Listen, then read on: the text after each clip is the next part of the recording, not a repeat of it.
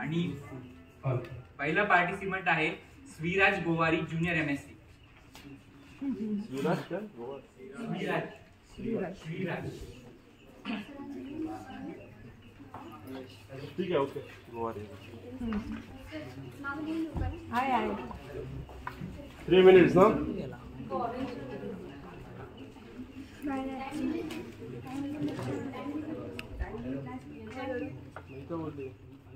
Debate में करेंगे. हाँ है ना, ये poetry. Okay. Good evening, sir. I'm going to present my poem. My poem's title is Unconditional Love. Deep down we all crave, while being alone or in crowd. It makes us weak, makes us brave. Call it as unconditional love out loud. A mother bears her child for months, suffering the pain, fostering the time, smiling for her child without any expectation. All the days same for her gift of life. A father can put everything aside to play with his son and daughter beside. He lifts the world on his shoulders, even the weather was warm or colder. It's the love in its own place, unaffected by this modern race. We see in the way it is raised, in greed, evil and selfishness. The world is full of demanding hearts, broken system and narrow minds. There we witness some good and bad parts, too much distinct we can't express in life.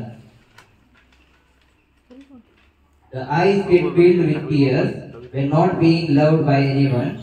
In reality is known as one of the fears, as leaves get dark covering the sun.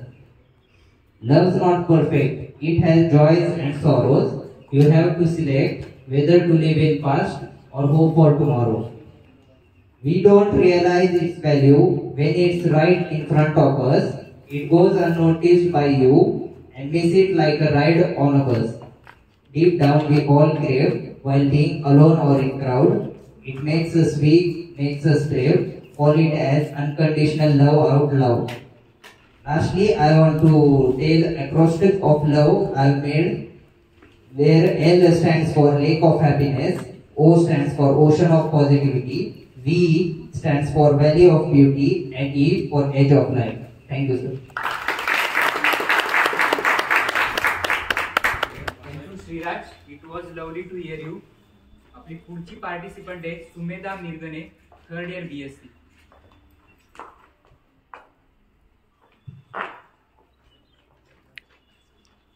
Good evening sir, good evening ma'am. सच्ची मोहब्बत, सच्चा प्यार किसे कहते हैं, सच्ची मोहब्बत किसे कहते हैं. अर्ज किया है प्यार अक्सर किया नहीं जाता, वो तो हो जाता है अपने आप. जब आंखों से आंखें टकराती है, जब आंखों से आंखें टकराती है, एक आंख में प्यार, एक में झटकार नजर आती है. उस झटकार में भी जो प्यार ढूंढे उसे मोहब्बत कही जाती है. यूं जो दिल में हजार चेहरे लिए फिरते हैं हर कोई, यूं जो दिल में हजार चेहरे लिए फिरते हैं हर कोई, दिल में तस्वीर आखिरी और लिखते जो दास्तां अधूरी, उसी से होती है ये मोहब्बत पूरी. क्यों दिल को चाहिए होता है दीदार हमेशा उनका, क्यों दिल को चाहिए होता है दीदार हमेशा उनका, क्यों जरूरी होता है धड़कनों का धड़कना हमेशा. मोहब्बत का तो हर कोई मारा है, मोहब्बत का तो हर कोई मारा है, जो तोड़ दे हदें सारी वही हकदार हमेशा इसका है. इंतजार हमेशा कोई एक इंसान किसी और इंसान का नहीं कर रहा हो, इंतजार हमेशा कोई एक इंसान किसी और इंसान का नहीं कर रहा होता. इंतजार तो जमाने करते हैं, हर पल हर दिन करते हैं. हर वो आंसू करते हैं जो गिरते रहते हैं उनकी राह पे, राह देखते देखते. पलके भी क्या खूब इंतजार करती है, गौर फरमाना, पलके भी क्या खूब इंतजार करती है, झपकाते झपकाते इजहार करती है. हर शाम हसीन नहीं होती, कम वक्त हर शाम गुजरती है, गुजरते गुजरते दिल गिनवा जाती है. जाती है बता के कितनी सच्ची मोहब्बत है ये. मोहब्बत में अक्सर दिलों को थामे नहीं रखते, सुना है मोहब्बत में अक्सर दिलों को थामे नहीं रखते, वो तो आजाद होते हैं. सोचा तो था मन का हो सब, सोचा तो था मन का हो सब, मगर मन का कभी कुछ हुआ है क्या? मोहब्बत में कभी कोई जीता है? मसला ये नहीं कौन जीता कौन हारा, मसला ये नहीं कौन जीता कौन हारा। कमबख्त मोहब्बत चीज ही ऐसी है जो हार के भी दे जीता। बहुत बोला मैंने बहुत सुना तुमने, बहुत बोला मैंने बहुत सुना तुमने, चलो पहले ही पहल करते हैं आज तुम्हें बताते हैं, चलो पहले ही पहल करते हैं आज तुम्हें बताते हैं। हम कृष्ण तुम्हारे तुम प्रिय सखी हमारी, हम कृष्ण तुम्हारे प्रिय सखी तुम हमारी, तुम्हें हार के भी जीत हमारी। ये सच्चे मन की मोहब्बत हमारी, ये सच्चे मन की मोहब्बत हमारी। Thank you.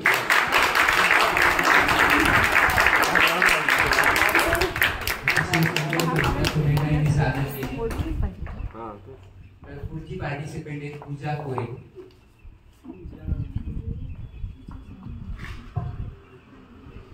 आई शपथ, कालचा पिक्चर कसला भारी होता ना, काही दिसत होतं ते कपल। खरंच प्रेम साजरं करायला किंवा दाखवायला एक बरोबर आणि योग्य सागरे असे कपलच लागतं का? आपल्या घरात रेडी सुटलेला बाप आणि सुरकुट्या पडलेली आई, त्या दोघांत प्रेम नसेलच का? अशाच याच गोष्टीला अनुसरून ही कविता लिहिण्याचा प्रयत्न केला आहे। कवितेचं नाव आहे निस्सीम प्रेमाच्या कथा। निस्सीम प्रेमाच्या कथा। मनमोहक मनमोहक मनमोहक मनमोहक दृश्य मी डोळ्यात साठवलं, जेव्हा विठू रुक्माईचं जोडपं माझ्या अंगणात पाहिलं। ना हात कमरेवर ना विटेवर उभी माझ्या फाटक्या चोळी अनुभवतरात, मायबाची जोडी माझ्या आयुष्याच्या नव्हे। झुपे बा बैल जोडी घेई माय त्याच्या खोडी, बसे जेव्हा तिच्या हाताला चटका, बाला वाटे जणू कोणी मारला त्याच्या गालावरच फटका। घेऊन पदरी संकटे दोघे वाटतात सुख, असूनही एकमेकांसाठी दोघे लपवतात दुःख। नका जाऊ थिएटरला समजून घेण्यास प्रेमाच्या व्यथा, नका जाऊ थिएटरला समजून घेण्यास प्रेमाच्या व्यथा। एकदा या झोपडीत माझ्या तुम्हाला भेटेल बघण्यास निस्सीम प्रेमाच्या कथा, एकदा या झोपडीत माझ्या तुम्हाला भेटेल बघण्यास निस्सीम प्रेमाच्या कथा। माडीची स्वप्ने बघते माझ्या सत्यात उतरवतो, मायेच्या सुखासाठी भर उन्हात राबतो। कधी भरतो घागर कधी थापतो भाकर, कधी भरतो घागर कधी थापतो भाकर। बा माझा क्षणाक्षणात आनंद शोधून अहो करतो मायेची चाकर। मायेचा तर विषयच वेगळा, तिच्यासाठी बा माझा विठू सावळा। देई शब्दांचा मार मजला, जेव्हा माझा पाऊस तिच्या मनास खटकला। बास मात्र करी क्षणात माफ, त्याच्या मोठमोठ्या चुकांपुढेही त्या दिसे फक्त त्यांचं प्रेमच थाप। झालं आयुष्याचं सार्थक पाहुणी मायबानं दिलेली एकमेकांना साथ, झालं आयुष्याचं सार्थक पाहुणी मायबाने दिलेली एकमेकांना साथ। एकमेकांच्या चेहऱ्यावरती हास्य फुलवण्यासाठी स्वतःहून पुढे गेलेला एकमेकांपुढे हात,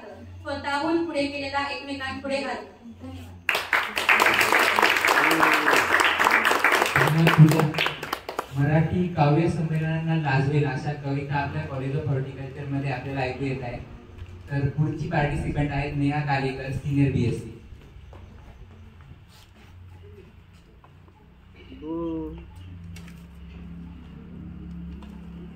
good evening sir, good evening ma'am. माझ्या कवितेचं शीर्षक आहे निस्सीम प्रेम।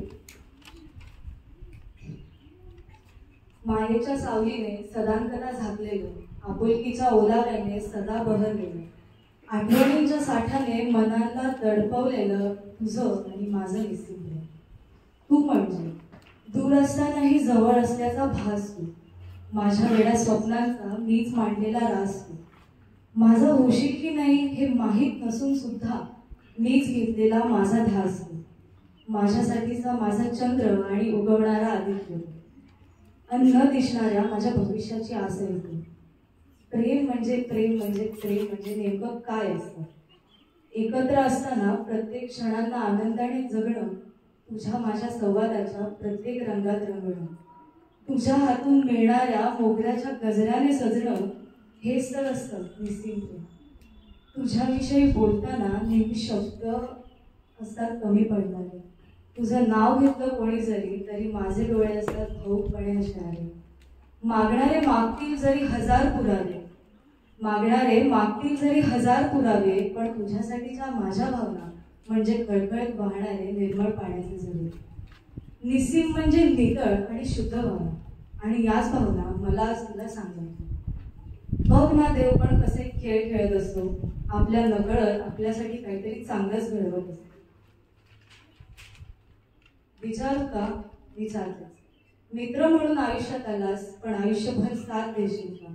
आयुष्यात चढ उतार येतील हजार, तरीही मी धडपडताना सावरायला तुझा हात देशील का? सगळं काही कमवीन किंवा गमवीनही तुझ्यासाठी, फार काही नाही पण फक्त एकदा माझ्या भावनांचा स्वीकार करशील का? माझ्या भावनांचा स्वीकार.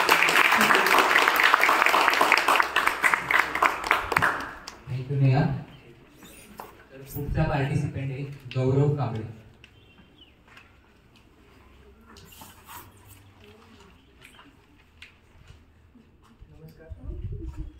नमस्कार सर आणि मॅडम. तर आजच्या कवितेचा विषय आहे निस्सीम प्रेम, आणि आई आणि तिच्या पोरासाठी ही कविता आहे. प्रेमाला आजपर्यंत कोणी देऊ शकलं का? आईसारखं निस्वार्थ प्रेम कोणाला जमलं का?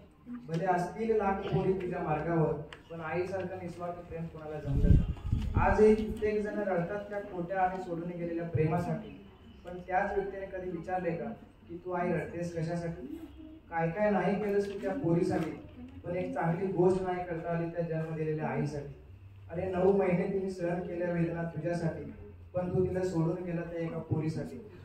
मागितल्यावर लाख चंद्र चांदणे आणून ठेवलेस त्या पोरीच्या पदरात, पण आईने एखादं काम सांगितलं तर उभा पण नाही राहिला तू दारात. माहिती नाही किती वेळा मनवलंस त्या पोरीला जेवणासाठी, का रे कधी विचारलंस आईला सोबत जेवण्यासाठी? नवनवीन ठिकाणी नेलंस त्या पोरीला फिरायला, कधी विचारलंस तरी आईला की आई जायचं का आज फिरायला? जागू शकतोस त्या पोरीसाठी रात्रभर, पण आईला बोलायला तुझ्यासाठी वेळ नाही. एवढं सगळं होऊन ती आई म्हणते की माझं बाळ आहे माझ्या म्हातारपणासाठी, बघ जरा तुला वेळ भेटतो का आईला सांभाळण्यासाठी. धन्यवाद.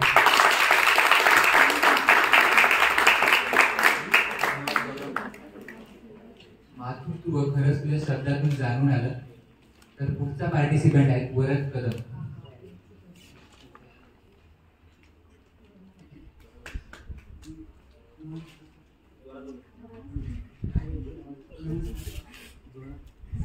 माझ्या कवितेचं नाव आहे एक असं प्रेम. एका बेटावरती पडलो होतो, थोडी समोर असून वाळूत घडलो. शब्द अपुरे पडत होते, भावना आणि मनाचे भांडण काही थांबत नव्हते. रडून मला आवरत नव्हते, मरण माझे समोर होते. शब्दाला शब्द कळत नव्हता, अर्थाला अर्थ कळत नव्हता.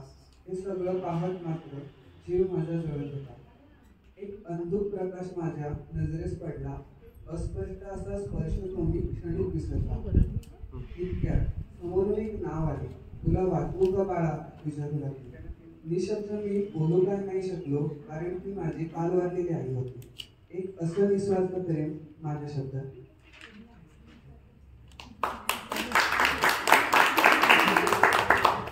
धन्यवाद गौरव. अतिशय सुंदर कविता आपल्या सर्वांना ऐकायला भेटल्या, आणि या अशा शांत झालेल्या वातावरणात आता आपण पुढे वळतोय आपल्या डिबेट कॉम्पिटिशनकडे. मी गायत्री आहे, तिला विनंती करतो डिबेट कॉम्पिटिशनचे रूल्स आणि रेग्युलेशन सांगा. पाऊले चालती पंढरीची वाट, पंढरीची वारी म्हणजे संतांची संगत, विठ्ठलाची भक्ती आणि समाजाची एकात्मता. महाराष्ट्रासाठी वारी हा एक सांस्कृतिक, धार्मिक आणि आध्यात्मिक जीवनाचा एक महत्त्वपूर्ण भाग आहे.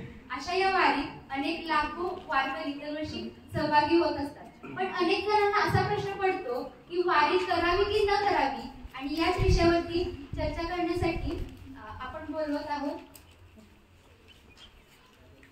तर प्रत्येक कंटेस्टंट्सला 3 मिनिटं दिली जातील, मिनिमम 3 मिनिटे आणि मॅक्झिमम 4 मिनिट, आणि 3 मिनिट झाल्यानंतर बेल वाजवली. बेल कोण वाजवणार आहे?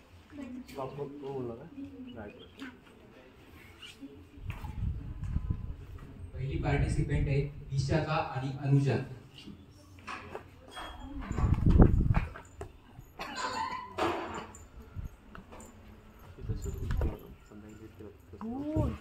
बरेच वाजले 6:15 इथे म्हणजे ऑफिसची त्याचे चर्चे चालू 7 वाजले.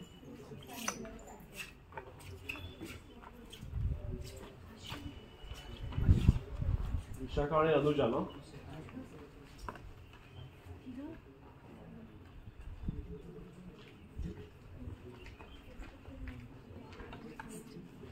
तुम्हाला प्रत्येकीला 3-3 मिनिट्स बरोबर ना.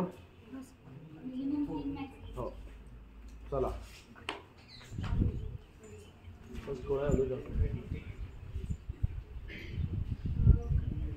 टायमिंग कोण लावतंय?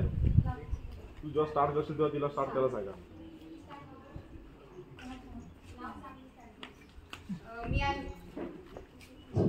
मी अनुजा सांगते SYBS.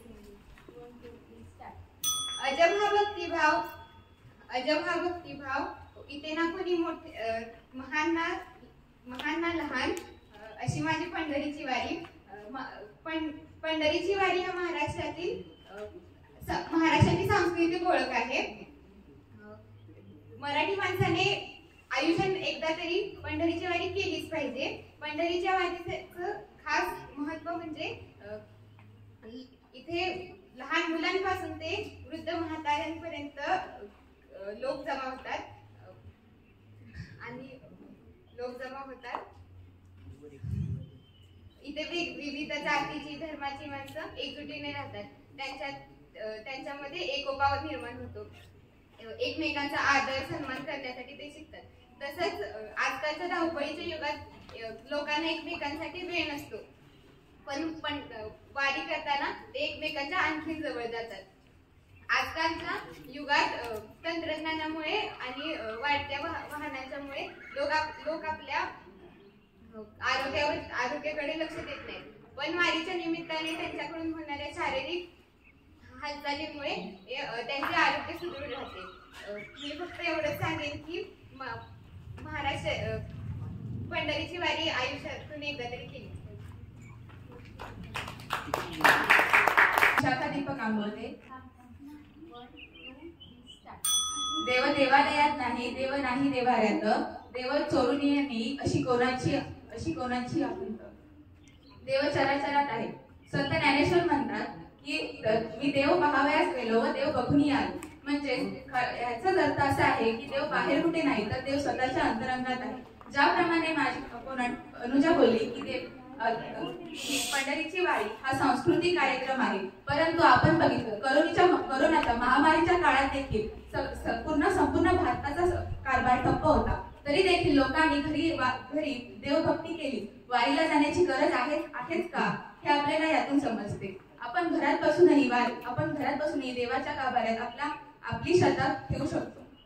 त्यानंतर ती त्याप्रमाणे बोलली की सर्वत्र सगळेच एकत्र येतात, सगळे एकमेकांचे भाव ओळखतात, परंतु ह्यामुळे कचरा, पाणी दूषित होणे हे देखील होते. 2019 रोजी झालेल्या वारीच्या ह्याच्यात 210 टन इतका कचरा उचलण्यात आला. हा कचरा आला कुठून? हा कचरा या लोकांमधूनच आला. जेवढे सारे लोक एकत्र जमा झाले वारीसाठी, त्यातूनच हा कचरा आला. त्यानंतर 13 जुलै 2022 रोजी एका 17 वर्षीय मुलाचा अपघातात मृत्यू झाला. का तर हे सर्व एकत्र येऊन ज्याप्रमाणे गर्दी होते, अपघात होतात, त्याच्यामुळे असा धोका निर्माण होतो. तसेच खूप साऱ्या वृद्ध लोकांचा वारीच्या याच्यात सहभाग असतो, त्यामुळे त्यांच्या शरीरावर शारीरिक आरोग्यावर धोके निर्माण होतात. गेल्याच वर्षी 17 जुलै 2024 रोजी एका महिलेचा हृदयविकाराच्या झटक्याने मृत्यू झाला. म्हणूनच मला असं वाटते की पंढरीची वारी ही व्हायला नको. त्यामुळे खूप गर्दी होते. तसेच चंद्रभागेच्या पाणी हे खूप प्रदूषित होते, त्याच्यामुळे लोकांना पिण्याच्या पाण्याचे त्रास होतात.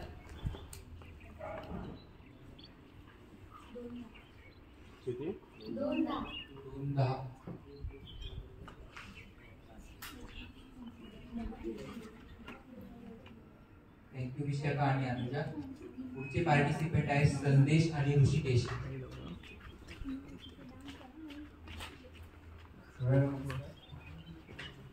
पंढरीची वारी ही अतिशय चांगला विषय आहे वारीसाठी. पहिली गोष्ट तर वारीमुळं आपले आध्यात्मिक आणि भावनिक विचार सुधारतात. भावनिक विचार सुधारतात. त्याच्यामुळे आपली स्वतः माणूस कसा आहे, काय आहे, आपली कुणीकडे आपलं ओढ आहे ते सगळं समजतं. त्याच्यामुळे आपण स्वतःला समजू शकतो. परत स्थानिक पर्यटन वाढतं. परत स्थानिक पर्यटन व आर्थिक परिस्थिती वाढते. कारण दरवर्षी 2017 की 18 साली काउंट घेतलेलं त्यावेळी 1 कोटीहून जास्त लोक वारीसाठी आले होते. आणि त्याच्यामुळं पंढरपुरातले कित्येक जे बिझनेसमॅन्स आहेत आणि जे व्यावसायिक आहेत त्यांना चांगला पण फायदा होतो. परत विविध जाती धर्मांचे लोक वारीमध्ये येतात. त्याच्यामुळे सगळ्यांना एकता आणि समानता वाढते. त्याच्यामुळं आणि पंढरीची वारी असं महाराष्ट्राचा एक संस्कृती जपते. परत वारसा जपते. जसं की ज्ञानेश्वर महाराज, तुकाराम महाराजांची शिकवण पुढच्या पिढीपत्र जाते. आणि जे जुन्या काळातले लोक होते त्यांचे विचार होते, विचारधारणा आणि जे चांगले गुण होते ते पुढच्या पिढीसोबत त्यांनी काम करते. परत आता पंढरी वारी खूप लांबचा प्रवास असतो. त्याच्यामुळं लोकांचं फिटनेस पण त्याच्यामधून तयार होते. परत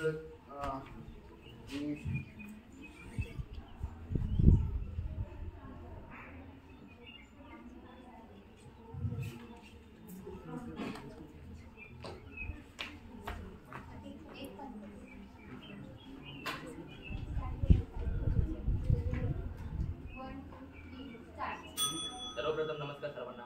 माझे प्रतिस्पर्धी देवशिके थलकर यांनी त्यांच्या अनुषंगाने जो काही विषय मांडला या सर्व विषयाला मी असहमत आहे. मान्य आहे की आपल्या महाराष्ट्रामध्ये आपली पंढरीची वारी ही एक ऐतिहासिक आणि पारंपरिक परंपरा आहे.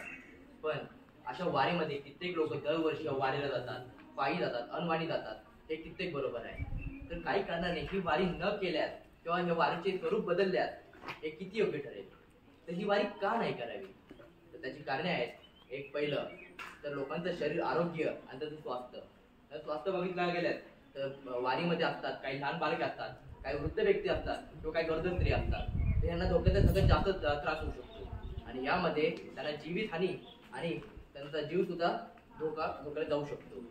तर बघायला गेलं तर काही असे व्यक्ती ज्यांना सांधेदुखी, दम्याचा त्रास, उष्णतेचा त्रास किंवा आपल्या हृदयविकार आणि म्हणजे कोणी हार्ट अटॅक आला आणि कोण जबाबदारी कोण घेणार, अशा समस्यांना काळजीनिशी आपल्याला वाचत असेल तर वारी ही टाळायला.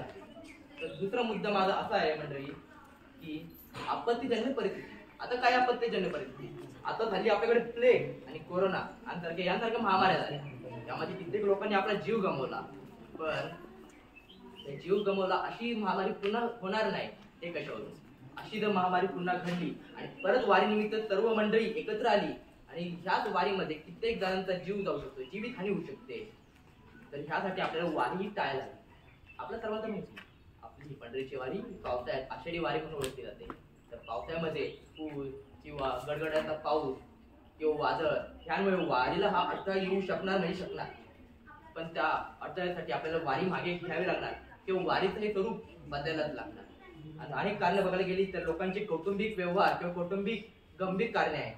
उदाहरणार्थ काही घरांमध्ये काही सांस्कृतिक कार्यक्रम असेल, कोणाचं लग्न कार्य असेल तर त्यांनी वारी का करावी, किंवा एखाद्याच्या घरात कोण आजारी असेल, रोगराई असेल तर त्याने त्या व्यक्तीची काळजी घ्यावी का वारीला जावं. आणि त्या व्यक्तीची काळजी घेतलं तर त्याला पुण्य भेटणार, ना की त्या वारीला जाऊ. पण त्यावरूनच लोकांनी आपापल्या घटना आणि आपापल्या फॅमिलीचा विचार करायला हवा. मी तर म्हणतो वारीला जाण्याऐवजी आपण भक्तिभावाने आपल्या धर्माचा प्रसार करावा आणि आपल्या धर्माचा निष्ठा बाळगावी. म्हणतात ना, धर्म म्हणजे आस्था आणि आस्था ही विसरली जाऊ शकत नाही. म्हणजे त्यावरून आपल्या धर्मावरून आपण आपल्या घराघरांमध्ये आपण अभंग गाऊ शकतो, त्या विठ्ठलाचं नामस्मरण करू शकतो, भजन गाऊ शकतो, इतर कित्येक तरी गोष्टी आपण ज्या करू शकतो. आणि या सर्वांवरून या सगळ्या गोष्टी झाल्यानंतर आपण आता नवीन प्रकारामध्ये आपल्या घरामध्ये तो वारीचं दर्शन हे ऑनलाईन पद्धतीने घेऊ शकतो. अरे म्हणतात ना, तो वारी म्हणजे वारीला जाणं हेच खरं म्हणजे धार्मिक प्रभाव नव्हे, तर वारीला घरात बसून पण त्या विठ्ठलाचा सन्मान करणं हा खरा प्रभाव. आपल्याला जर त्या वारीला जायला जमत नसेल, तर घरातूनच आपण इतर वारकरी किंवा इतर भाविकांना मदत करावी. अरे यातून जर ते विठ्ठल रखुमाई पण आपल्यावर प्रसन्न होतील. जय रामकृष्ण.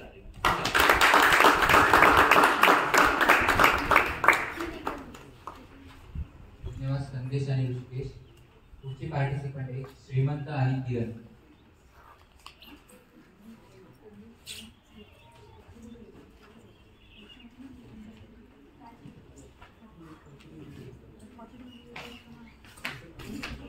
हॅलो.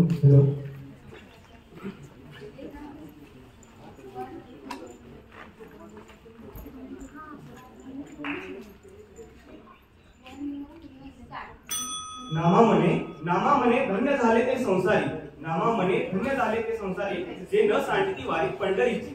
हा पांडुरंग अवघ्या महाराष्ट्राचेच नाही तर अवघ्या विश्वाचे आराध्य दैवत आहे.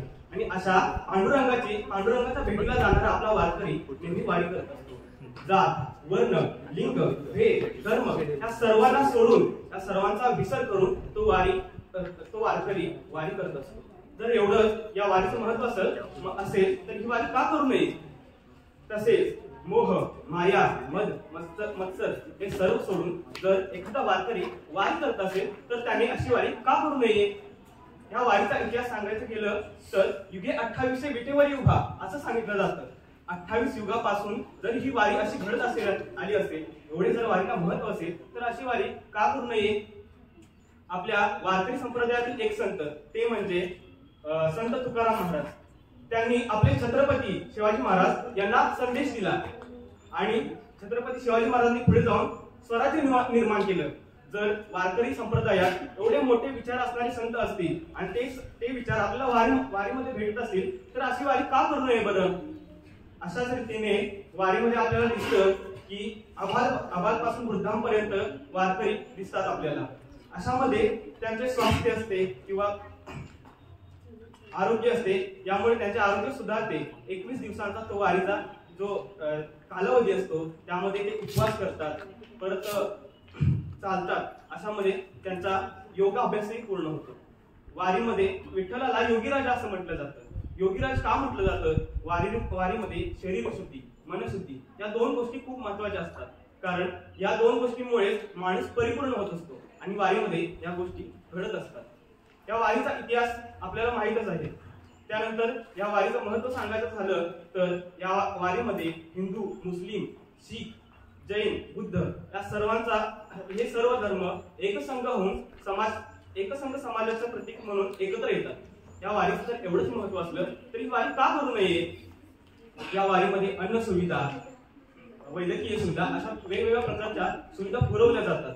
असं नाही की नाही पुरवल्या जात. तर एवढं जर महत्व असेल तर ही वारी का करू नये?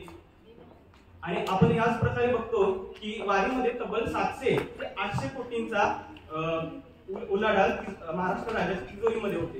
जर एवढी मोठी इकॉनॉमी होत असेल तर ही वारी का घडू नये? ही वारी का करू नये? अशाच प्रकारे जे दूधवाले असतील, पेढेवाले असतील, हारवाले असतील, चहावाले असतील आणि कित्येक बेरोजगार असतील, अशा लोकांना जर उत्पन्नाचं साधन म्हणून वारी भेटत असेल आणि एवढी मोठी इकॉनॉमी आणि एवढा मोठे उलाढाल या वारीमुळे होत असेल तर अशी वारी का करू नये? त्याचप्रमाणे बघायला गेलं तर वारी ही फक्त आषाढी वारी असंच नसतं, तर अनेक प्रकारच्या एकादशी आपल्याला पाहायला मिळतात. आणि ह्या एकादशीतून, या सर्व वारीतून अनेक प्रकारचे संत एकत्र येतात आणि आचार विचार एकमेकांमध्ये देतात. त्यामुळे मला असं वाटतं की वारी ही फक्त वारी हा शब्द नाही, ही गोष्ट नाही, तर ही महाराष्ट्राची परंपरा आहे, महाराष्ट्राची अस्मिता आहे आणि महाराष्ट्राची ओळख आहे. त्यामुळे वारी ही नक्कीच करावी. धन्यवाद.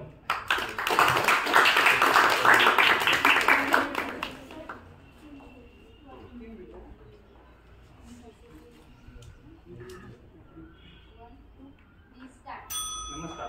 माझा मित्र किरण पाटील म्हणाला की वारी का करावी.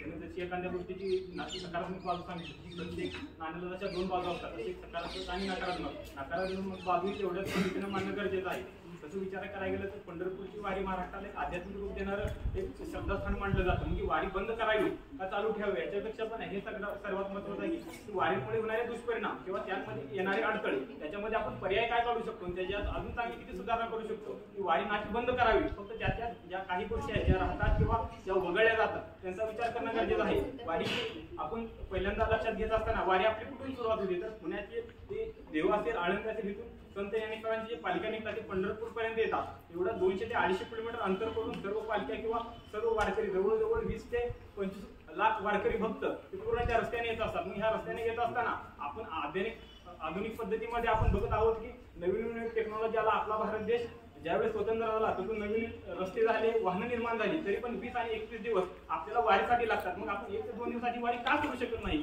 त्या मुद्द्याकडे पण लक्ष दिलं गेलं पाहिजे. एवढा मोठा जर का कालखंड जर का गेला असेल, रस्ते असतील, वाहतूक असतील, ह्या सगळ्यांमध्ये खोळंबा होऊन जातो आणि प्रशासनाला त्यांचे जास्त काम करावं लागतं किंवा एक वेगळं स्वरूप त्याला प्राप्त होतं. दुसरा मुद्दा सांगायला म्हटलं तर आपल्या भारतामध्ये किंवा ॲग्रिकल्चरमध्ये म्हटलं जातं की 4 एकरपेक्षा कमी प्रत्यक्ष त्याकडे जमीन आहे. ज्यावेळेस पालखी महामार्ग तयार केला त्यावेळेस जवळजवळ 8 पदरी महामार्ग तयार केला. 8 पदरी महामार्ग तयार करत असताना 3 ते 4 एकराचे पट्टे शेतकऱ्यांचे गेले. मग एवढा मोठा रस्ता जर का वारकऱ्यांसाठी होत असेल तर 21 दिवसासाठी फक्त होत असेल तर मग ह्या शेतकऱ्यांनी पुढे काय करायचं आणि प्रकल्पग्रस्त झाल्यांना इतक्या 200 ते 250 किलोमीटर अंतरातल्या लोकांना पुढे कुठे न्याय मिळणार आहे याचा पण विचार केला पाहिजे. आणि सगळ्यात महत्त्वाचं सांगायचं म्हटलं तर वारकरी संप्रदाय अहिंसेवर आधारित आहे. अहिंसा ही परमधर्म असं म्हटलं जातं. वारकरी संप्रदायामध्ये एवढी आधुनिक टेक्नॉलॉजी असून पण पालखी आणि बाकीच्या गोष्टींना बैल आणि घोडे वापरले जातात. काही वेळेस हत्तींचाही वापर होतो. मग ज्यावेळेस आपला दिवे घाट म्हणतो, दिवे घाटातून ज्यावेळेस पालख्यावर निघत असतात त्यावेळेस 12 ते 13 बैलांच्या जोड्या त्यांना ओढण्यासाठी असतात. मग अहिंसा परमधर्म म्हणत असताना ह्यांची हिंसा होत नाही का हे पण लक्षात घेणं गरजेचं आहे. पुढे रिंगण सोहळ्यामध्ये 3-3, 4-4 तास घोडे पळवले जातात. पण त्यावेळेस ह्या घोड्याचा पण विचार करणं गरजेचं आहे. देवाच्या घोड्यात मनोरंजनाचा भाग आहे पण ह्यांचा पण विचार करून त्या वारी अशा पद्धतीने कशी कमी करता येऊ शकते याचा पण विचार केला पाहिजे. त्यानंतर वारी ही पंढरपुरामध्ये दाखल झाल्यानंतर एवढे जे भाविक आहेत 20 ते 25 लाख भाविकांचा संपूर्ण जो भार आहे तो पंढरपूर प्रशासन किंवा त्या देवस्थानावर येतो. मग एवढा भार आल्यानंतर आपलं जे सरकार आहे ते सांभाळू शकतं ह्याचा पण विचार केला पाहिजे. त्यामध्ये वृद्ध असतील, बालक असतील, त्यांचा चेंगरून अनेक वेळा मृत्यूही झाला आहे. 2017 ची साली घटना होती ज्यावेळेस पुण्यापासून पालख्या निघत आल्या होत्या त्याला प्रशासनाला राहायला जागा नव्हती त्यावेळेस रस्त्याच्या कडेला झोपले होते. जवळजवळ 17 ते 18 वारकरी ट्रक खाली चिडून गेले. पण हेच भावना ही आम्ही पंढरपूर तर किंवा एक वारकरी म्हणून आमच्या मनाला कुठेतरी खेद देणारी किंवा मनाला लागणारी अशा गोष्टींमध्ये लक्ष देणं गरजेचं आहे. कारण ज्यावेळेस मी पंढरपूरमध्ये जाता किंवा त्या कुठल्याही देवस्थानामध्ये जाता बघायला गेल्यानंतर व्हीआयपीचे भरपूर मोठे स्थानक आहेत. त्या ठिकाणी फक्त चांगल्या लोकांना तेवढी जागा भेटते, बाकीचे सामान्य लोक हे बाजूलाच राहतात. आणि ज्यावेळेस आपण वारीची किंवा दर्शन रांग असते त्यामध्ये व्हीआयपी ना दर्शन म्हणजे व्हेरी इम्पॉर्टंट पर्सन आणि बाकी सामान्य नागरिक हे मागे. म्हणजे व्हेरी इम्पॉर्टंट पर्सन हे पांडुरंगाला जवळ आहेत का? सामान्य माझा माणूस 8-8 तास रांगेमध्ये उभा राहतो, माझा मुख्यमंत्री 8-8 तास पूजा करतो आणि बाकी सर्व जे मायबाप 21 दिवस चालून आले त्यांचं काय हे पण विचार करणं गरजेचं आहे. त्यामुळे शेवटी जाता जाता एकच म्हणेन की ह्या गोष्टींमध्ये विचार करत असताना ह्याच्यातून पुढे काय करता आलं पाहिजे तर जे आपले जे वारकरी संप्रदाय त्यांचा अभ्यास वाढवला पाहिजे आणि जे वाराणसीच्या धर्तीवर आधारित जे कॅरिडॉर निर्माण केले ते महाराष्ट्रात पंढरपूरमध्ये कॅरिडॉर निर्माण केले तर आपली वारकरी संप्रदायाची एक चांगली पद्धत घडून येईल वारी ही नक्कीच करावी पण ह्या पद्धतीने करावी. धन्यवाद.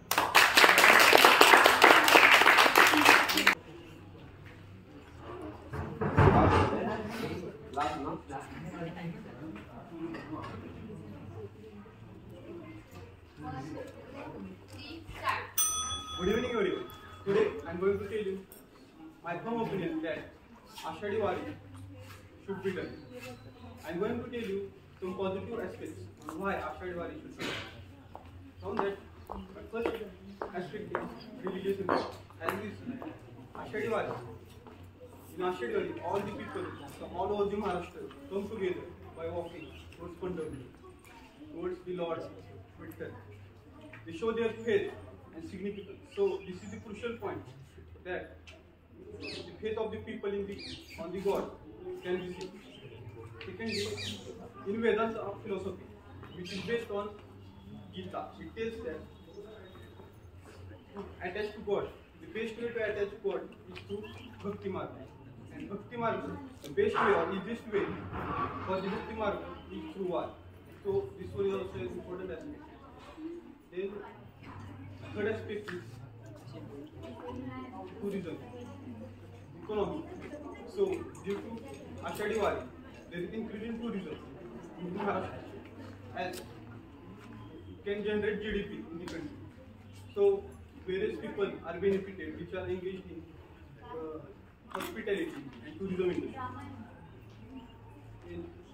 Due to Ashadi Wari, infrastructure development is done. Government policies and various initiatives are taken by the government to develop the infrastructure so that people come by walking towards Pandharpur and transportation is done easily.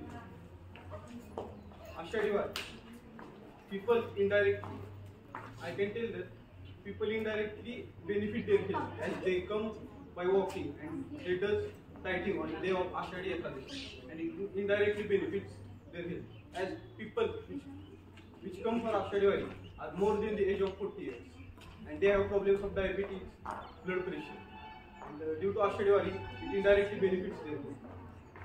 Due to Ashadi Wari, our traditional art and cultural practices are enriched. As in Ashadi Wari, various generations or the various practices like dances and singing are carried out and they are transferred from generation to generation. So it preserves our tradition and culture. Ashadi Wari also preserves the tradition by passing the various rituals and activities carried out by them during Ashadi Wari. So these are the aspects. So I can tell that Ashadi Wari should be.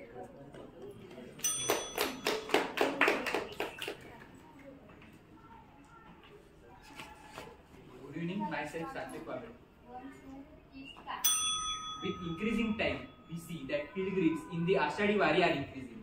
But so there is increase in environmental aspects. So is the increase in social aspects. So is the increase in economic aspects. Here my friend explained that easiest way to attach to the God is through bhakti.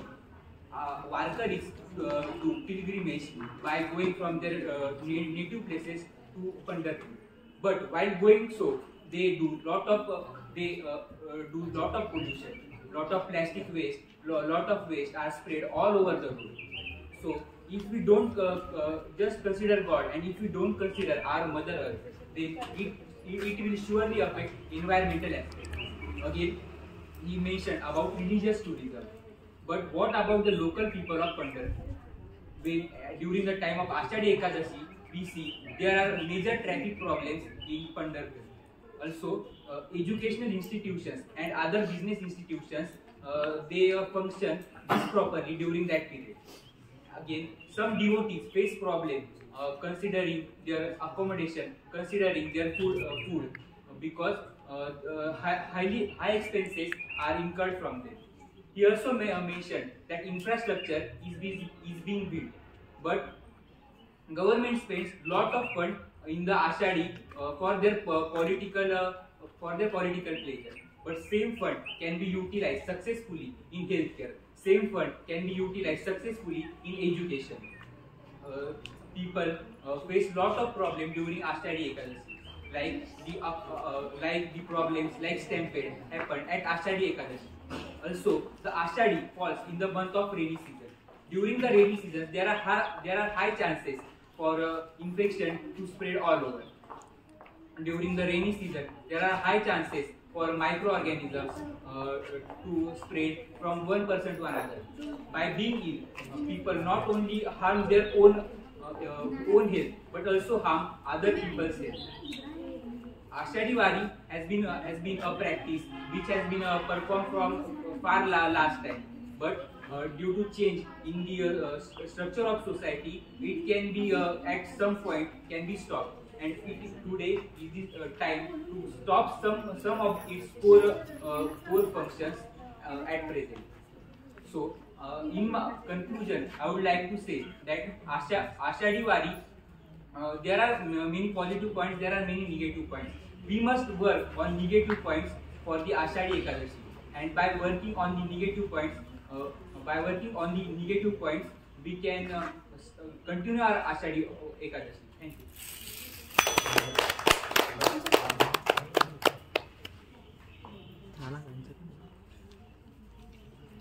Last. Participant आहेत दिनेश आणि श्याम.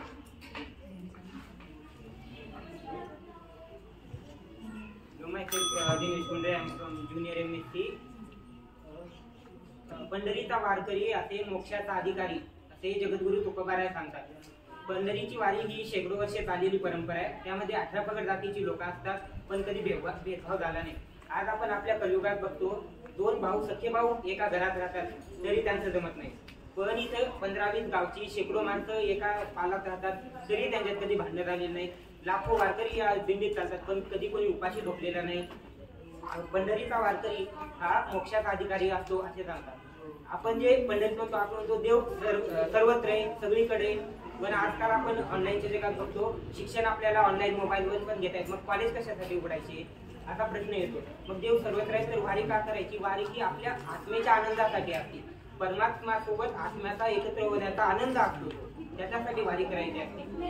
वारी ही आपण म्हणतो वारीमुळे प्रदूषण होतं ते होतं. आपण बघतो आपण हे आजचे जे जनजी लोक म्हणतात ते मोठमोठे कॉन्सर्ट करतात कार्यक्रम करतात त्यामध्ये प्लास्टिक वेस्ट होतं ड्रग्ज घेतले जातात हे सर्व होतं. पण जे लोक वारी करतात ते निर्व्यसनी असतात ड्रग्ज वगैरे तिथलं काय होत नाही. कचऱ्याचं त्यांचं हे असतं ते कचरा कधीच करणार आहे वारीचे जे लोक असतात. आणि मूळ सांगायचं म्हणजे वारीमुळे आपण जे म्हणतो भारत हा विविधतेत एकता असलेला देश आहे त्याची दृश्य आपल्याला वारीत मिळतात. कारण इतके वेगवेगळ्या धर्माचे जातीचे पंथाचे लोक एकत्र येऊन 21 दिवसांसाठीचा हा सोहळा आहे. पण कधी कोणाला त्याचा त्रास होत नाही काही होत नाही. तर बघायचं गेलं तर वारीला आपल्या खूप शेकडो वर्षाची परंपरा आहे. वारी करण्याचं वय लोक म्हणतात म्हातारपणी वारी केली पाहिजे पण तसं मुळीच नाही. ज्ञानेश्वरांनी समाधी घेतलेली 16व्या वर्षी आणि तुकोबारायांना वैकुंठ झाला तो 41 वर्षी. मग वारी करण्याचं मूळ वय ते 16 ते 41 तरुण वयात वारी केली पाहिजे असं माझं मत आहे. आणि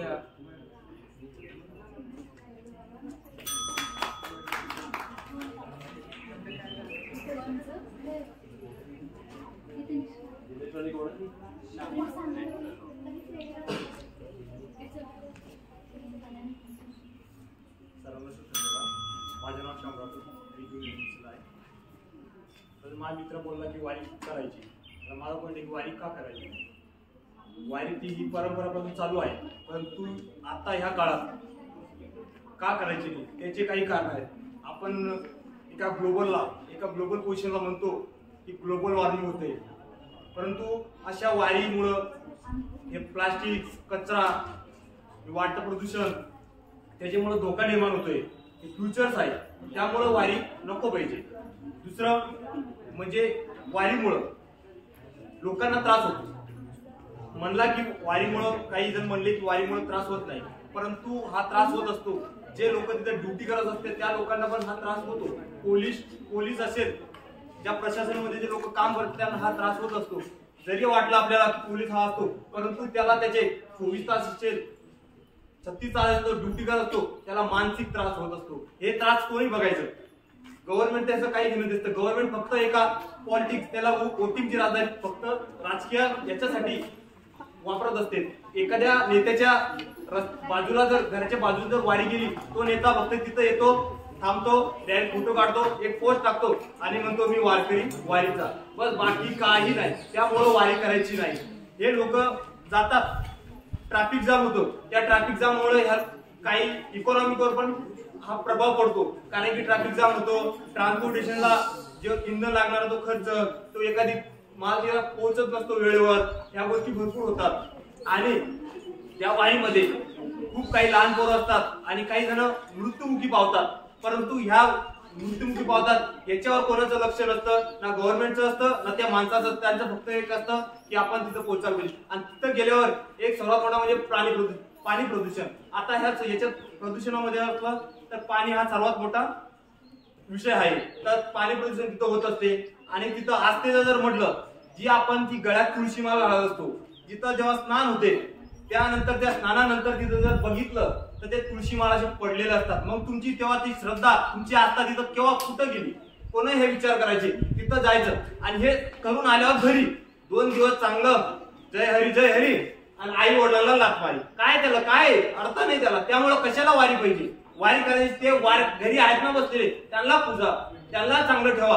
कशाला वारी करायची गरज आहे आपल्याला? एवढं बोलतो आज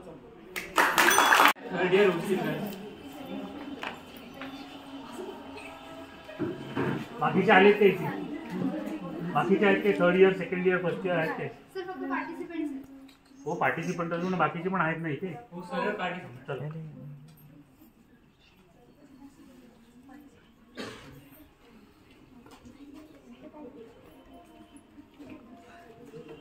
chocolate, lime juice, ice cream, toffee लिया पहले जैसे अब मेरे शौक है कहा. आता कसला शौक आणि कसलं काय इकडे आयुष्यालाच शौक बसलाय.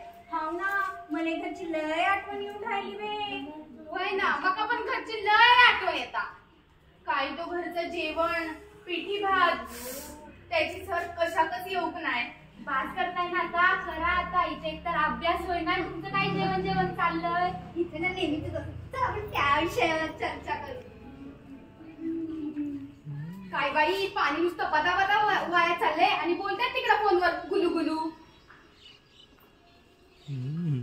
ओ माय गॉड, आता पाणी जात आलंय, मी माझा फेस पॅक कसा होणार? तुझं पाण्याचं किंवा मला वेगळंच टेन्शन आलं. तुला काय खाऊचं हा? I want something spicy, something juicy. काय मेली स्पायसी ज्युसी खाते? इकडे पैसे नाहीत गप्त्या मंगेश शास्त्र जेव. काय जेवणाचं घेऊन बसलंय? खायचं जेवण म्हणून पाणी नाही. हा मी बाहेर जाते खायला, तू काही हिचं तर चल. मला तर बाहेरचं जमतच नाही ना बे. तुझ्या पोटात तुला वाचलं. भाऊ काल दिसतील जे खायले तेच खाल्ले नाही ना, आणि इथे तर पाण्याचा प्रॉब्लेम आहे. माझ्या घरी आहे ना 24 तास पाणी येतं, ते पण फिल्टर वालं. फिल्टर असेल ना तर ते घरून घेऊन ये. हा इकडे नाटकं नाही सांगायची. ए बरं चला चला, मला खूप भूक लागली, आधी काहीतरी खायला जाऊयात. चल. मैं तो रास्ते से जा रही थी, मैं तो भेलपुरी खा रही थी. रास्ते से जा रही थी, भेलपुरी खा रही थी, लड़का घुमा रही थी. आई शपथ, कसला भारी दिसतोय तो. तुला तो आवडला की तिथे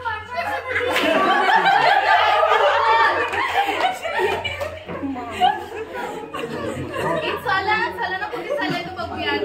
काय चाललं? आपण इथे खाऊ केलंय ना, अगं खायचंच आहे ना, ते कुठे पण काय खाऊ. ऐका ना बे, आपण सामान घेऊन रूमवरच जाऊ ना बनवाले. मला खूप वाटतं दम बिर्याणी, मँगो मस्तानी खायची आहे. तुझी तर खूपच नाटकं झाली, इथे घरच्यांना घरच विकावं लागेल. हे चला ना, आपण मॅगीचे पॅकेट बनवून घेऊन हॉस्टेलवर बनवू. हा ठीक आहे, तर पार्टीज द्यायच्या. कोणाचा तरी बर्थडे झालेला.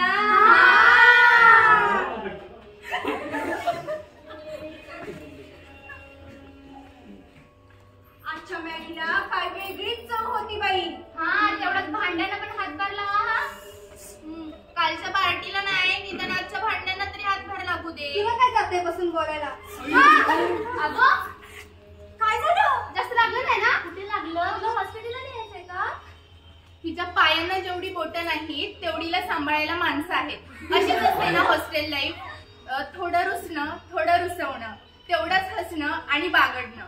इथे उपस्थित असलेल्या सर्वांनीच आपल्या आयुष्यात एकदा तरी हॉस्टेल लाईफ अनुभवलीच असेल आणि अनुभवतही असतील.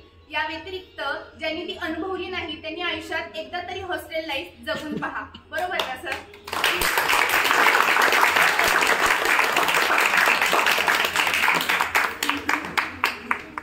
हे टायमिंग कुठे लावलं?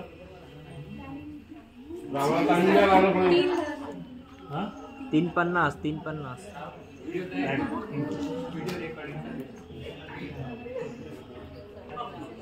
चला पुढचा सीनियर बीएससी.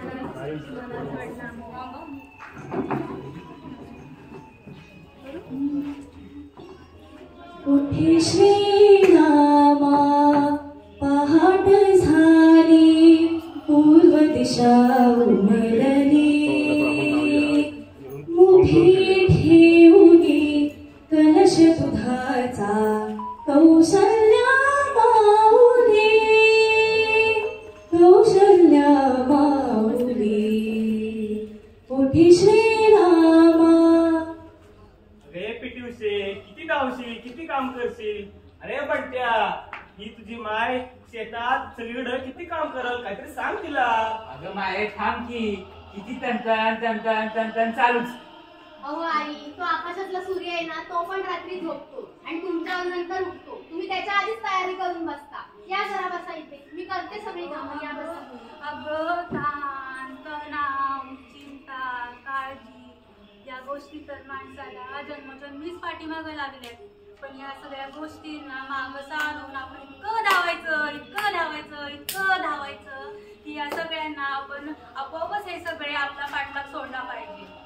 बंट्या आपली नोकरी सिक्युरिटीच्या आहे म्हणून आपण बसून तरी काम करतोय.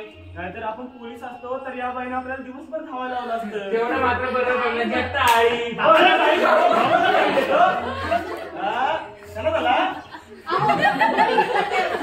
गोळी का घेतली. तिकडे राईट लेफ्ट लेफ्ट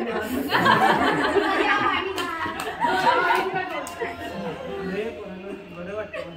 जा कामावर जातो ऑफिसला. काळजी घे काय वाटत सांग. बाबा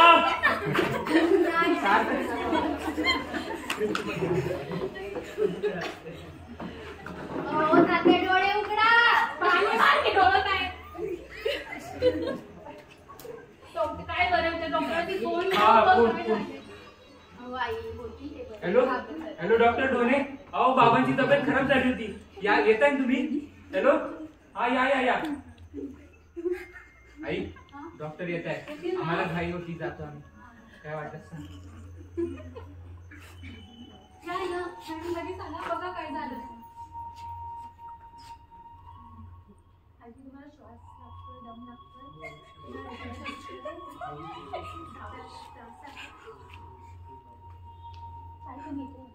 बोला. मला असं वाटतं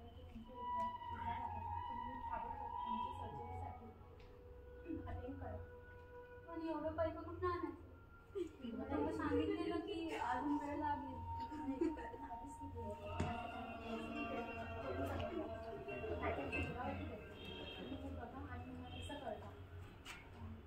तुम्ही काळजी पाणी आणू. काय नाही म्हणल्या बीपीच्या झाल्या म्हणल्या झोपा तुम्ही निवांत. मी फक्त पाणी माहितीये मला हृदयाचा प्रॉब्लेम म्हणून सांगितलंय. ऑपरेशनला 50,000 आणि एवढ्याला 5,000 लागणार. तुम्हाला माहितीये सांगितलं नाही तसं काय. करतात आता काय करायचं आपण. मी बघते ना हाय ना दीप्ती अजून. तुम्ही झोपा निवांत. मी बघते हाय पोरगा आपलं बघेल काय. झोपा तुम्ही. हॅलो हॅलो बोला ना लताताई. भाऊजी पैका हवं होतं. अहो नाही बोलत ताई नाही जमणार. लय नाही 5,000 बघा की होतंय का. अहो पहिलेच 50,000 उधार आहे ते द्या. देते ते पण आता पण होते का बघा ना जरा. अहो नाही जमणार. चाल. हॅलो हा भाऊजी पैसा हवं होतं. अहो मोठा मोठी पैसे नाही मला माझ्या मोठी पगार झाला नाही. मला थोडेफार पैसे जरा होते का बघा ना. अहो नाही पैशात काय होत नाही. पहिले तुमच्याकडे राहिले ते बघा. नाही म्हणता ना. नाही अजून फोन लावते. हा नाही आता पैसे हवं होतं थोडं भेटेल का. नाही आता तरी अरेंज होणं शक्य नाही. मी दुसरीकडे व्यवस्था बघतो. ताई आम्ही दिवस रात्र जरी काम केलं ना तरी एवढे पैसे नाही होऊ शकत ग. नाही रे पिंट्या होती बघू आपण काहीतरी. काय ना काय तर होईलच की. काय झालं एक मार्ग नाही बंद पडला म्हणून काय झालं. एक मार्ग बंद पडला दुसरा नाही सापडला तेव्हा आहे ना वर दुसरा मार्ग सापडून देईल. आणि तसंही मार्ग असतातच ना समोर प्रत्येक. पण ते मार्ग शोधायचा कोण आपण ना. मग ती मी शोधणार आणि तो मार्ग जर सापडला ना त्याच्यात फक्त चालत राहायचं. मग सगळं कसं व्यवस्थित म्हणून आधार आहे. अरे बघड्या अरे बघ काय हो अरे भव्य मॅरेथॉन स्पर्धा. मॅरेथॉन स्पर्धा? अरे अगं आई सोड तू, हे काही बी सांगते. मॅरेथॉन स्पर्धा एक तर दुष्काळात 13 महिना, कधी बी येतं काही बी आणतं. बघ आई, त्याला काय कळतच नाही ग. बघ बघ काय येते भव्य मॅरेथॉन स्पर्धा, आणि ते पण आपल्या तालुक्यात. आता धावण्याची स्पर्धा. सापडला, मार्ग सापडला. ठेच लागली म्हणून कधी थांबायचं नसतं. ठेच लागली ना कधी थांबायचं नसतं. आता मार्ग सापडला, तुम्ही तर बरं होणार. मी धावणार. कसं धावणार तू? काय झालं तुम्हाला आठवते का? चालत्या इष्टीला धावत्या इष्टीला मी पकडायची आणि तुम्ही मागणं म्हणायचा. अरे पीटी उषे, किती धावशील? थांब थांब. आहे का नाही? आता मी पुन्हा धावणार, जिंकणार आणि ते पैका आणणार आणि माझ्या नवऱ्याला बरं करणार आणि मगच थांबणार.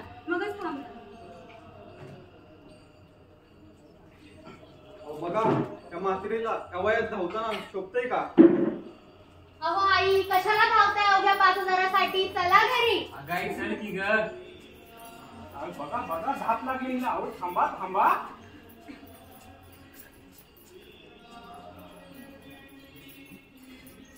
आभ्यंतर अंतर पार झालेलं आहे आणि आजीच्या उल्हासाला बघून असं वाटतंय की ह्यांचा मॅरेथॉन आज जे जिंकले नाही तर त्यांच्या उल्हासाला सलाम. मी रिपोर्टर कनक, कॅमेरामॅन शशांक सोबत.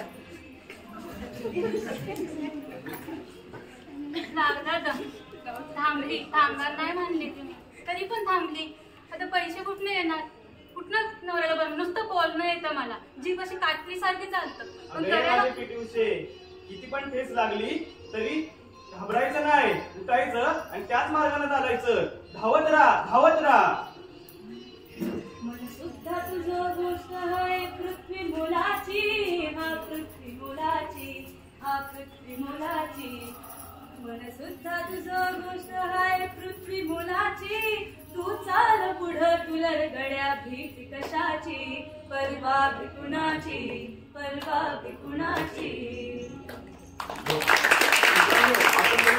सामान्य चिकाटी आणि दर्याच्या जोरावर लताताई आणि आपल्या जीवनसाथीसाठी धावल्या आणि पळाल्या आणि त्या जिंकल्या. धन्यवाद.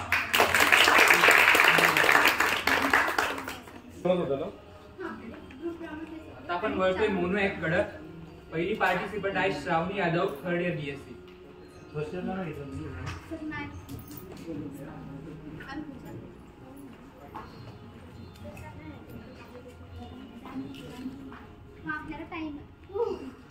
चला आता काहीच दिवसात डिग्री हातात भेटणार.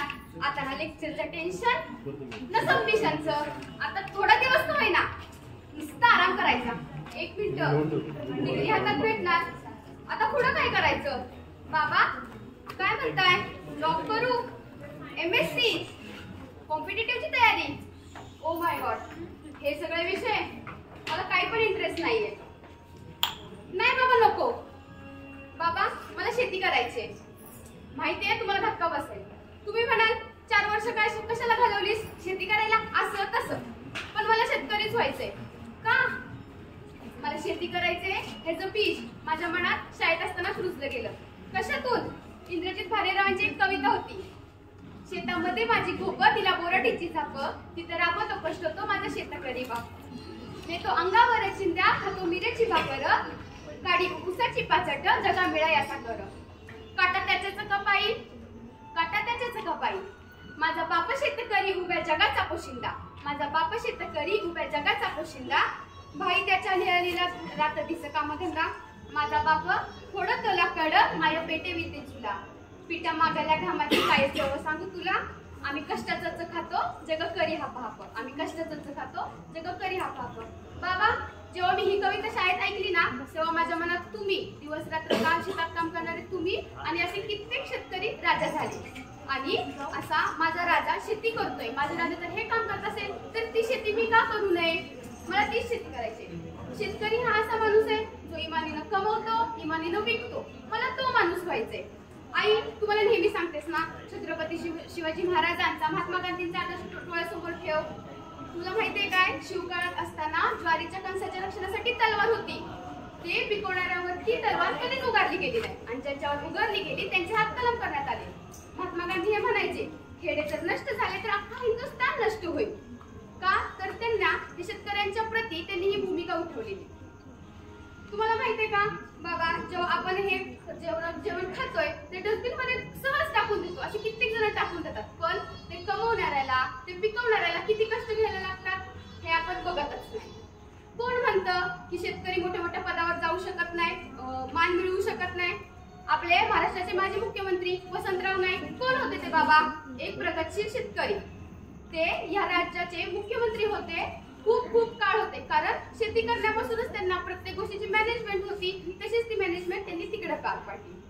बाबा, तुम्ही म्हणताय की निसर्ग साथ देत नाही, ऊन वारा पाऊस कधी येईल नाही, कधी धोधो पाऊस पडेल तर कधी पडणारच नाही. मग काय करायचं? माझ्या शेतकरी राजानं यात पण एक तोडगा काढलाय, protected cultivation.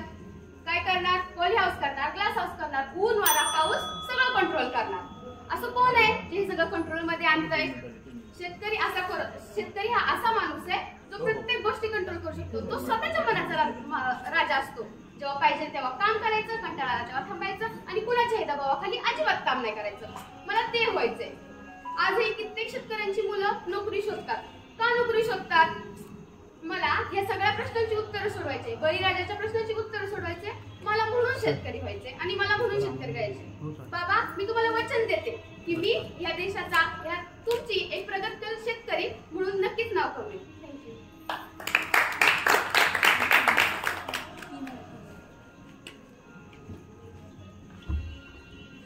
Sanika Pingulkar, first year.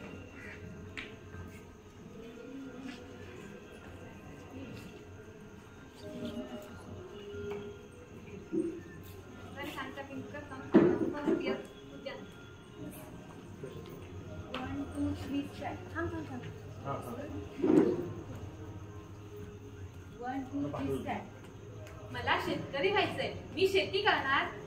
काय ग पुरी, काय बोलली? शेतकरी नग ग नग, कशाला जाते शेतकरी? डॉक्टर हो, इंजिनियर हो, शेतकरी कशा पाहिजे? अगं, मी जवळून बघितलंय ग त्या शेतकऱ्याची अवस्था. माझा बाप, आजा, पंजा सगळे शेतकरी. काय आहे हो शेतकऱ्याच्या नशिबाला?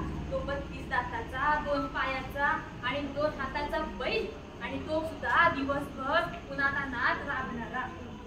तो बैल तरी मळताना राजावानी मळतो, पण तो शेतकरी बघावं तेव्हा वेशीला टांगतो. मालाला भाव नाही, आणि महागाई तर इतकी वाढली की केलेला खर्च सुद्धा सुटत नाही. आणि तो पावसाचा खेळ कधी येतोय तर ओततोय जास्त, तर कधी तर येतच नाही. काय करावं पोरी, मला सांग. शेतकऱ्याला समाजात इज्जत आहे का? आजी, तू असं कसं म्हणतेस? तू असं म्हणाली तर सगळे असे म्हणतील, मी शेती करणार नाही, तो शेती करणार नाही, तर कोण करणार आहे शेती? तुम्ही जर असं म्हणालात तर पुढच्या पिढीने शेती करेल का? ही धरणी माय ओसाड होईल. शेतीच्या ऐवजी इथे सिमेंटचं जंगल उभं होईल. बळीराजा कोण होणार आहे? डॉक्टर, इंजिनियर होतील, पण त्यांचं पोट भरणारा शेतकरी कुठून निर्माण होणार आहे? आणि शेती करण्याची कसली आली आहे लाज? जय जवान जय किसान म्हणणाऱ्याला किसानच नसेल तर कसं होईल? शेती करण्याला लाज नाही. या मातीनं मला जन्म दिलाय, वाढवलंय, जगवलंय. त्या मातीसोबत नाळ जोडली गेली आहे, जशी एखाद्या मुलाची आपल्या आईसोबत असते. या मातीसोबत काम करायला मन रमतं. त्यात लाज नाही, अभिमान नाही म्हणजे शेतकरी होण्याचा. अवकाळी पाऊस, तसं दुष्काळ, अगदी कोरोना आला, सगळं जग थांबला नाही तो फक्त शेतकरी. त्या टिकलीच्या पाकिटात विचारलं काय करतो, तर म्हणतो कसा बिझनेस. आणि जो शेतकरी एका दाण्यापासून 1000 दाणे निर्माण करतो तो शेतकरी बिझनेसमॅन नव्हे. हे तुमच्या असलेल्या भुसड विचारांमुळे आज नवी पिढी मातीत पाय घालायला लागते. तुमच्या अशा विचारामुळे आजचा शेतकरी मागे राहतो. पण मी ठरवलंय, मी शेतकरी होणार आहे, शेती करणार आहे. आधुनिक तंत्रज्ञान एवढं पुढे गेलंय, आधुनिक तंत्रज्ञानाचा उपयोग करून आपण शेती करू शकतो. आपण एका एकराचं 5 एकर शेती करू शकतो. लोक 5 एकरात 1 पीक घेतात, आपण एका एकरात 5 पिके घ्यायची. परदेशी भाज्या, तसेच फळभाज्या, गावरान भाज्या आणि भोवताली त्याच्या फळभाज्या असं घेऊन असं आपण प्लॅनिंगने शेती करायची. शेतकरी हा कोणी सामान्य माणूस नाही, तर शेतकरी हा एक ब्रँड आहे. हे जगाला समजलं पाहिजे आणि ती जबाबदारी आजच्या म्हणजे आपल्यासारख्या मुलांची आहे. शेतकरी बनण्यात कसली आली आहे लाज? शेतकरी म्हणजे लाजेची गोष्ट नाहीये तर ती अभिमानाची गोष्ट आहे. शेतकऱ्यांना सामान्य समजणाऱ्यांनो आम्हाला साधं समजू नका. शेती कष्टाचं काम आहे, पण तसं जीवनचक्र आणि ऋतुचक्र यांची एकदा घडी बसली की शेती ही सुलभ होऊन जाईल. केलेल्या कष्टावर निष्ठा आणि प्रेम ठेवून जीवनाची सुसंगत घडी कशी बसवावी याची फक्त कला अवगत करा, म्हणजेच एक जीवनही आपलं सोपं होईल. या माझ्या काळजळणीची आण घेऊन सांगते की मी शेतकरी म्हणून जगेन आणि शेतकरी म्हणूनच मरेन. धन्यवाद. स्वयं पाटील, सेकंड इयर बी.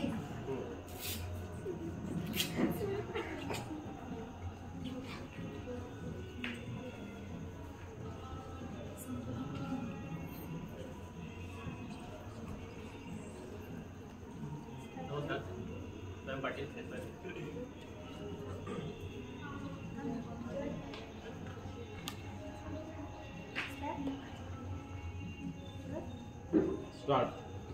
नमस्कार, मी सुशील. बाजूच्याच गावामध्ये राहतो. छोटसच घर आहे. त्या घरामध्ये माझे वडील, मी आणि त्यांचा एकुलता एक लाडका मुलगा दोघेच राहतो. माझी आई थोड्या वर्षांपूर्वी आजारामध्ये गेली. तिचं स्वप्न होतं मी शिकून कोणतरी मोठं व्हावं. त्यामुळे मी ग्रॅज्युएशन पूर्ण केले आणि नोकरीच्या शोधामध्ये आहे. तर माझे भाई मला ह्या वर्षी नोकरी देणार आहेत. एक मिनिट, भाई म्हणजे तुम्हाला पण माहित नाही का? आमच्या गावाचे मोठे नेते आहेत. ते बोलले तुला ह्या वर्षी निवडणुकीत निवडून आलो तर नक्की नोकरी दे. तर निवडणुकीची वेळ चालू आहे, मला प्रचारासाठी जायचे आहे.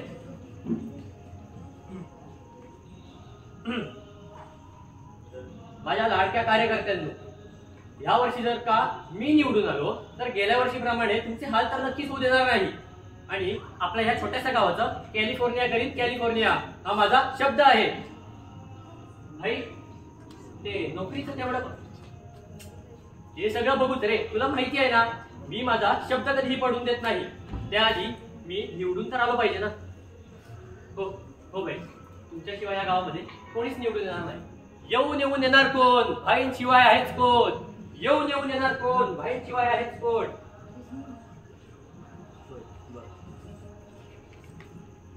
चला बाबा, येतो मी.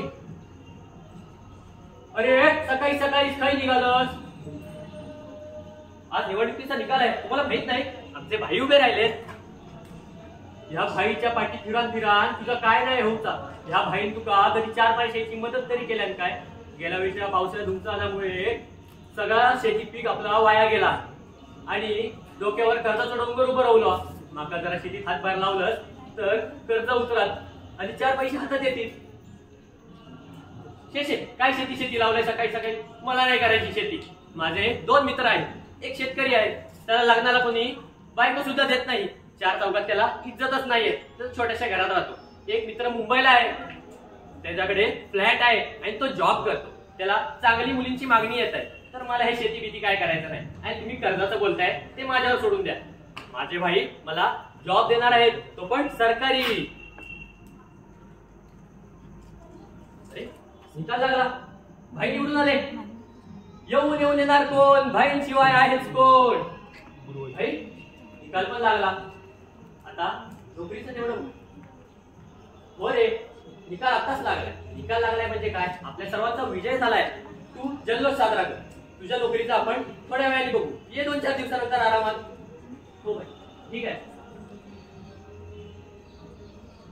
भाई निकाल पण लागला, शपथविधीही पूर्ण झाला. 2-4 दिवसाचे 2-4 आठवडे निघून गेले. आता तरी नोकरीचं बघूया. कोण आहेस तू आणि इथे का आलाय? भाई मी तुमचा कार्यकर्ता, तुम्हाला सर्व कामांमध्ये मदत केलेली. तुम्ही म्हणत होता नोकरी नक्की देईन म्हणून. नाही मी तुला ओळखत नाही. त्याला लवकर इथून बाहेर काढा. भाई नको. बाबा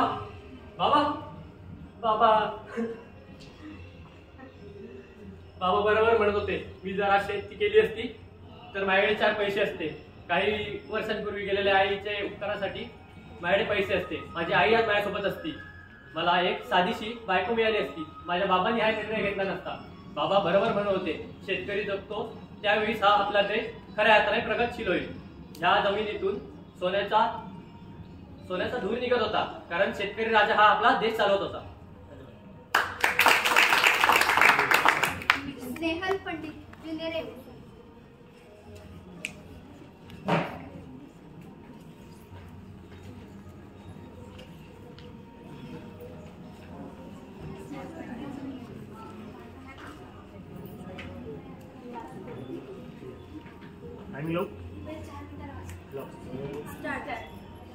आई, अगं आई, कुठे आहेस तू? तुला काहीतरी विशेष सांगायचंय बघ. कुठे आहेस तू?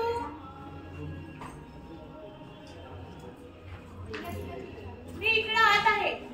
ये बरं, काय सांगतेस? अगं आई, तुला माहितीये का, आज ना आमच्या कॉलेजमध्ये कृषी विद्यापीठाचे सर आले होते. कृषी विद्यापीठ ते काय असतं ग? अगं, तिथे सांगितलं जातं की आपण शेती कशी करावी, नवीन तंत्रज्ञानाचा वापर आपल्या शेतीत कसा होईल आणि आपण आणखी उत्पन्न कसं मिळवू शकतो. तसेच वेगवेगळे प्रयोग केले जातात शेतीवर आणि शेतीत पिकणाऱ्या पिकांवर. तर मग आज मी असं ठरवलं की मी पण का नाही बरं शेती करू शकत. हो आई, मी पण शेती करणार. तुला समजतंय का तू काय म्हणतेस? शेती करायचं म्हणतेस? तुझ्या वडिलांचं स्वप्न काय माहितीये? तुला डॉक्टर बनवायचे. आई, ऐकून तरी घे ना. त्यांनी इतकी छान माहिती सांगितली की मला असं वाटलं, हो आपणही हे करू शकतो आणि का करू नये हा शेतीतला नवीन प्रयोग. हे बघ, सगळी मोठी मोठी स्वप्न बघणं, शेती अशी करणार, शेती तशी करणार, हे तुला आज वाटतंय, पण आम्ही शेती करतोय, इतक्या वर्षांपासून करतोय. आमचा अनुभव मोठा की तुझ्या त्या आलेल्या सरांनी सांगितलेली माहिती. सांग बरं. अगं आई, ऐकून तरी घे. ते काही सांगू नकोस. हे कुठलं फूल डोक्यात घेऊन आलीस? अगं आई, ऐकून घे ना. तू जाऊ दे बे. मी तर बाबांना आल्यावर बाबांना सांगते की शेती कशी करायची.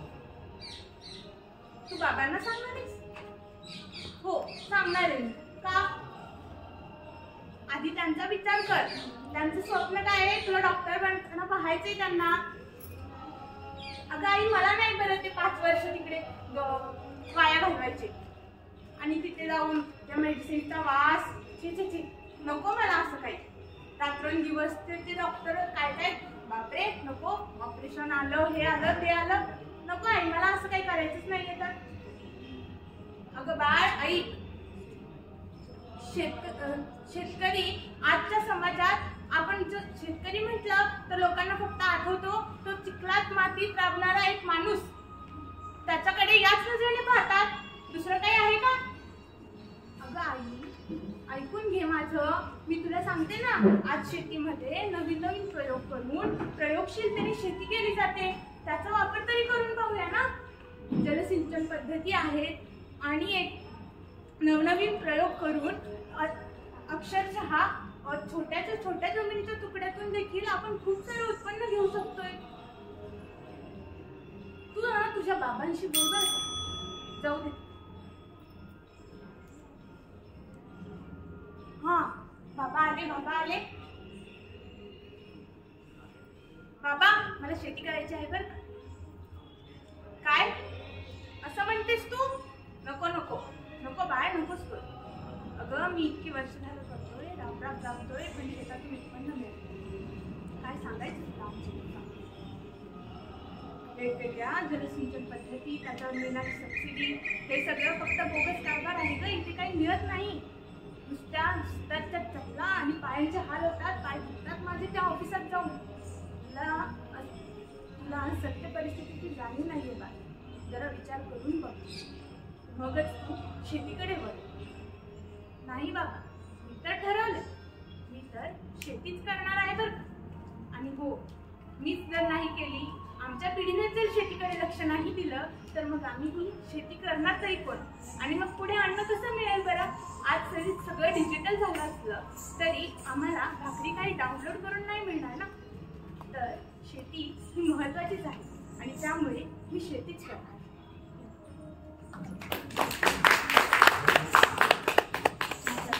Solo dance, Riya Gaikwad, second year. या मंचावर हे होते म्हणजे ते एक मोठं आहे तिचा, तर तू नको बाहेर जायला. 3 मिनिटं मिनिमम 3 वरती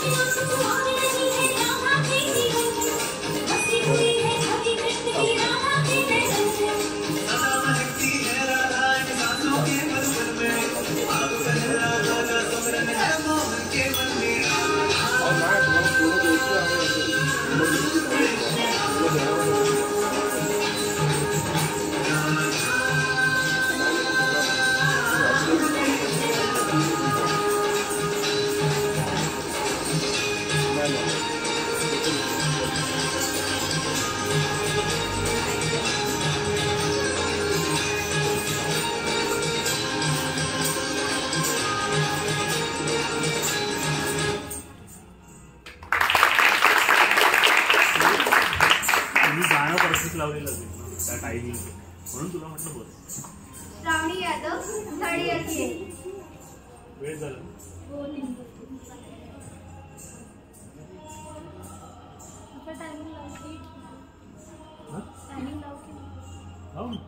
तुम्ही तुमचं टायमिंग लावा.